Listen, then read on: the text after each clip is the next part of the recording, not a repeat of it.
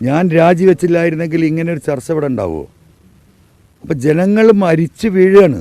മരിച്ചു വീഴുമ്പോഴും എന്താ പറയുക, ആ വിഷയം ഏറ്റെടുക്കാൻ, പിണറായി സമയം ഏറ്റെടുക്കാൻ ഈ പറയുന്ന അപ്പുറത്തുള്ള UDF സ്ഥാനാർത്ഥിയോ വന്യമൃഗം വിഷയം ഏറ്റെടുക്കാൻ അപ്പുറത്തുള്ള LDF സ്ഥാനാർത്ഥിയോ അത് തയ്യാറായിട്ടില്ല. നമ്പർ 1. പിന്നെ 40 ലക്ഷം രൂപ ഇലക്ഷൻ കമ്മീഷന് ഇവിടെ ചിലവാകുമ്പോൾ മുഖ്യമന്ത്രിയുടെ വെറും ഫോട്ടോ വെക്കാനാണ് 15 കോടി 66 ലക്ഷം. നിങ്ങളൊക്കെ റിപ്പോർട്ട് ചെയ്താണ് 4ാം വാർഷികം.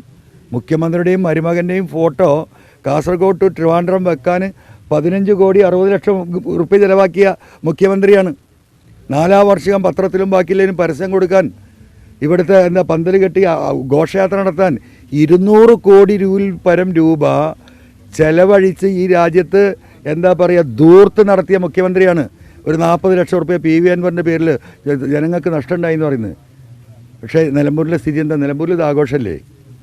ജനാധിപത്യത്തിലെ ഏറ്റവും വലിയ ആഘോഷമാണ് തെരഞ്ഞെടുപ്പ് എന്ന് പറയുന്നത്. പെരുന്നാളാണ്. ഇവിടുത്തെ ഹോട്ടലുകൾ മുഴുവൻ ബുക്ക്ഡാണ്. ഇവിടുത്തെ റെസ്റ്റോറൻറ്റുകൾ മുഴുവൻ കച്ചവടമുണ്ട്. ഇവിടുത്തെ ഓട്ടോറിക്ഷ ടാക്സി തൊഴിലാളികൾ മുഴുവൻ ജീവിച്ചു പോകുന്നുണ്ട്. പട്ടിണിയും പരിവട്ടവും ആകേണ്ട മാസമാണിത്. ഒരു ടാക്സി ഓടില്ല, ഒരു ഓട്ടോറിക്ഷ ഓടില്ല, ഒരു മനുഷ്യൻ അങ്ങാടിയിലുണ്ടാവില്ല. എല്ലാ മേഖലയിലും ചുമരെഴുതുന്ന ആളുകൾക്ക്, ഫ്ലെക്സ് ചെയ്യുന്നവർക്ക്, പ്രിൻറ്റിംഗ് പ്രസ്സിൽ എത്ര കോടി രൂപയാണ് ഈ നിലമ്പൂർ മണ്ഡലത്തിലേക്ക് ഇറങ്ങുന്നത്? ഇത് മുഴുവൻ സാധാരണക്കാരുടെ കയ്യിലേക്കല്ല പോകുന്നത്. ഈ മഴക്കാലം കഴിഞ്ഞുകൂടാനുള്ള ഒരു ശേഷി ഇവിടുത്തെ തൊഴിലാളി വർഗത്തിന്, ഒരുവിധപ്പെട്ട തൊഴിലാളി വർഗത്തിനൊക്കെ ഉണ്ടാകുന്ന ഒരു സാഹചര്യം ഇവിടെ ഉണ്ടായി. ജനങ്ങളതിൽ സന്തോഷത്തിലാണ്.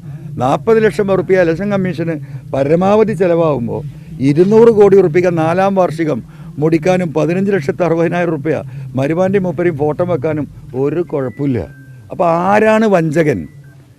ആശാ വർക്കർമാർ, സാധുക്കളിതിലെ പട്ടിണി കിടന്ന് നടക്കുക. ആരാ വഞ്ചിച്ചത്? ഓരോന്നും പറയണ്ടേ? പരിപൂർണമായ വഞ്ചകൻ. പിന്നെ എന്നെ വഞ്ചിച്ചില്ല അദ്ദേഹം. എന്താ ചെയ്തത്? ഈ പോലീസുമായി ബന്ധപ്പെട്ട ഈ മുഴുവൻ പരാതികളും അദ്ദേഹത്തിന് ഏൽപ്പിച്ചു കൊടുക്കുമ്പോൾ അത് മുഴുവൻ വായിച്ച് ശക്തമായ നടപടിയെടുക്കുമെന്ന് പറഞ്ഞു. നമ്മളത് പ്രതീക്ഷിക്കുകയായിരുന്നു. പിന്നീട് പത്രസമ്മേളനങ്ങൾ പാടില്ല എന്ന് പാർട്ടി പറഞ്ഞു. നിങ്ങൾക്കറിയാം, പാർട്ടി സെക്രട്ടേറിയറ്റ്. ഞാനതോ അനുസരിച്ചു. 3ാമത്തെ ദിവസം എന്താ ചെയ്തത്? ഞാൻ മിണ്ടാണ്ടിരിക്കുമ്പം ഇദ്ദേഹം പത്രക്കാരെ വിളിച്ചിട്ട് നടത്തിയ പത്രപ്രസ്താവന നിങ്ങൾക്കറിയല്ലോ. ആ പത്രപ്രസ്താവനയിൽ എന്താ പറയുന്നത്? ആ പത്രപ്രസ്താവനയിൽ അദ്ദേഹം പറഞ്ഞു, നിങ്ങൾ ചോദിക്കുന്ന ചോദ്യം, അദ്ദേഹം പറഞ്ഞു, കള്ളക്കടത്തുകാരുടെ പിന്നിൽ ആരോ ഉണ്ട്. പോലീസിൻ്റെ ഈ ഇടപെടൽ കള്ളക്കടത്ത് സംഘത്തിന് പ്രയാസം സൃഷ്ടിക്കുന്നുണ്ട്. അതുകൊണ്ട് അവരാണോ ഈ ആരോപണത്തിന് പിന്നിൽ? ആ കള്ളക്കടത്ത് സംഘത്തിൻ്റെ ആരെങ്കിലും ആണോ എന്ന് ഞങ്ങൾ സംശയിക്കുന്നു.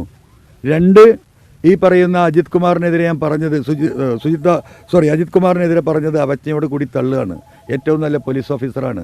എൻ്റെ സെക്രട്ടറിയെക്കുറിച്ച് പറഞ്ഞത് മുഴുവൻ അപരാധങ്ങളാണ്. ഒരു വസ്തുതയില്ല. അപ്പോൾ നിങ്ങളുടെ ചോദ്യം എന്താ? ചോദ്യം, ഈ കള്ളക്കടത്തുകാരെ സഹായിക്കുന്നതിൻ്റെ പിന്നിൽ PV അൻവർ ഉണ്ടോ? എന്താ ഉത്തരം? അത് എനിക്കറിയില്ല. അത് നിങ്ങൾ അന്വേഷിച്ചോ? എന്താണെന്ന് മനസ്സിലാക്കേണ്ടത്. അപ്പോൾ എന്നെ കള്ളക്കടത്തുകാരനാക്കി പുള്ളി. നിങ്ങൾക്കറിയോ, പടച്ചവൻ്റെ, ദൈവത്തിൻ്റെ അതിശക്തമായ സഹായം ഉണ്ടായതുകൊണ്ടാണ് അന്ന് 2 മണിക്കൂർ കഴിയുമ്പോൾ ഞാൻ പത്രസമ്മേളനം നടത്തുന്നത്. ഞാൻ 5-6 മാസത്തോളം ഈ കള്ളക്കടത്ത് സംഘങ്ങളുമായി ബന്ധപ്പെട്ട ഇത് കാരിയർമാരായി വന്ന ഏകദേശം 100ഓളം പ്രതികളുമായി ഞാൻ ബന്ധപ്പെട്ടിട്ടുണ്ട്. എൻ്റെ ഫോണിൽ നിന്നാണ് ബന്ധപ്പെട്ടത്. അവരുടെ വീഡിയോസ് ഞാൻ എടുത്തിട്ടുണ്ട്. അവരുടെ മൊഴികൾ വീഡിയോയിൽ റെക്കോർഡ് ചെയ്തിട്ടുണ്ട്. അപ്പോൾ അന്ന് ഈ സ്റ്റേറ്റ്മെൻറ്റ് നടത്തി കേരളത്തിലേക്ക് അങ്ങനെ സ്റ്റേറ്റ്മെൻറ്റ് വിട്ടു. ഒരു ചർച്ച വന്നു, അൻവർ കള്ളക്കടത്തുകാരനക്ക് വേണ്ടിയിട്ടാണ്. അന്ന് രാത്രി എന്നെ അറസ്റ്റ് ചെയ്യാനായിരുന്നു ഈ അജിത് കുമാറും സുജിത് ദാസും P ശശിയും മുഖ്യമന്ത്രിയും നടത്തിയ ഗൂഢാലോചന. നിങ്ങൾക്കറിയോ? അതുകൊണ്ടാണെന്ന് ആ പത്രസമ്മേളനത്തിൽ ഞാൻ ബന്ധപ്പെട്ട ആളുകളുടെ വീഡിയോയും അവരുമായി സംസാരിക്കുന്ന മുഴുവൻ കേരളത്തിലെ ജനങ്ങളുടെ മുന്നിലേക്ക് വിട്ടത്. അത് വിട്ടില്ലായിരുന്നെങ്കിൽ ഇന്ന് PV അൻവർ കേരളത്തിലെ ഏതെങ്കിലും സെൻട്രൽ ജയിലില്ല. ഈ നിൽക്കുന്ന നിങ്ങൾ മുഴുവൻ മനസ്സിലാക്കുന്നത് ഞാനൊരു കള്ളക്കടത്തുകാരനായിട്ട് 3.5 കോടി ജനങ്ങളുടെ മുന്നിൽ അത് അവതരിപ്പിക്കാനുള്ള നടത്തിയ ഹീനമായ ശ്രമമല്ലേ എനിക്കതിന് പുറത്തേക്ക് വരേണ്ടി വന്നത്? അപ്പോൾ കൊടും വഞ്ചനയല്ലേ എന്നോട് നടത്തിയത്? കൊടും വഞ്ചന. അതായത് ADGP അജിത് കുമാറും P ശശിയുമായിട്ടുള്ള ഇമ്മോറൽ ബന്ധങ്ങൾ, സാമ്പത്തിക ഇടപാടുകൾ, കള്ളക്കടത്തുകൾ, അത് പുറത്തു കൊണ്ടുവരാനാണ് ഞാൻ പരിശ്രമം നടത്തിയത്. പിന്നീടല്ലേ അറിയുന്നത് കള്ളൻ കപ്പലിൽ തന്നെയാണ്. കള്ളൻ കപ്പലിൽ തന്നെയാണ് എന്ന് പിന്നീടാണ് ഞാൻ അറിയുന്നത്. അതിൻ്റെ ഏറ്റവും വലിയ തെളിവ് അദ്ദേഹം അന്ന് നടത്തിയ സ്റ്റേറ്റ്മെൻറ്റ്, അതുവഴി അന്ന് രാത്രി എന്നെ അറസ്റ്റ് ചെയ്യാനുണ്ടായിരുന്ന ഗൂഢാലോചന, ആ സത്യം ഞാൻ വീഡിയോ അടക്കം നിങ്ങളുടെ കേരളത്തിലെ ജനങ്ങളുടെ മുന്നിൽ അത് പ്രദർശിപ്പിച്ചില്ലായിരുന്നെങ്കിൽ ഞാൻ ഇന്ന് ചെയ്യില്ല. ഈ 8.5 വർഷത്തിനടുക്കൽ കൊടും ചെയ്തിക്ക് വിധേയപ്പെട്ട ഒരു വ്യക്തിയാണ് ഞാൻ. പിന്നെ എന്ത് വഞ്ചനയെക്കുറിച്ച് അദ്ദേഹം പറയുന്നത്? ഇന്നലെ രാത്രി UDF നേതാക്കളുടെ വാഹനം പോലീസ് പരിശോധിക്കുകയും പെട്ടി തുറന്ന് പരിശോധിക്കുകയും ഒക്കെ ചെയ്തിരുന്നു. അത് വലിയ വിവാദമായിട്ടുണ്ട്. ഇത് ആരെ സഹായിക്കാൻ വേണ്ടിയാണ്, ആരുടെ നിർദ്ദേശപ്രകാരമാണ്, എന്താണ് PVR എന്നാണ് തോന്നുന്നത്? തെരഞ്ഞെടുപ്പ് സ്റ്റണ്ടാണോ? അല്ല, അത് പാലക്കാടും പെട്ടിയുടെ പിന്നാലെ പോയിരുന്നല്ലോ. ഇവർക്ക് വേറൊന്നും പറയാനും ചെയ്യാനും ഇല്ലല്ലോ. അപ്പോൾ ഏതെങ്കിലും നേതാക്കന്മാരുടെ പെട്ടി പരിശോധിച്ചാൽ അത് വലിയ വാർത്തയാവുമല്ലോ. കഷ്ടകാലത്തിന് എന്തെങ്കിലും 10-15,000 റുപ്യ അവരുടെ സ്വാഭാവികമാണ് മനുഷ്യൻ്റെ കയ്യിലൊക്കെ ഉണ്ടാവും. അത് കിട്ടിയാൽ അത് വലിയ വാർത്തയാക്കാം. 12 നീലപ്പെട്ടിയോ? ഇതേതാ പെട്ടിൻ്റെ കളറ്? അപ്പോൾ പെട്ടി തിരഞ്ഞ് അന്വേഷിക്കുക. കാരണം മൂപ്പർക്ക് പെട്ടിയെ പറ്റി ഭയങ്കര ധാരണയാണ്. മനസ്സിലായോ? പെട്ടിയിലാണല്ലോ ഈ സാധനം അങ്ങനെ വരുന്നല്ലേ.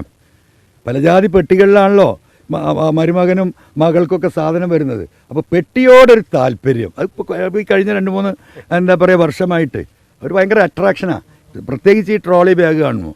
കാരണം ഒരു 1.5 കോടി 2 കോടിയൊക്കെ ഇട്ടിട്ട് ഇങ്ങനെ ട്രോളിയിൽ ഇങ്ങനെ ഉരുട്ടി മുഖ്യമന്ത്രിൻ്റെ ഹൗസിലേക്കോ ഈ പറയുന്ന ഓഫീസിലേക്കൊന്നും വരാൻ ഒരു പ്രയാസമില്ല.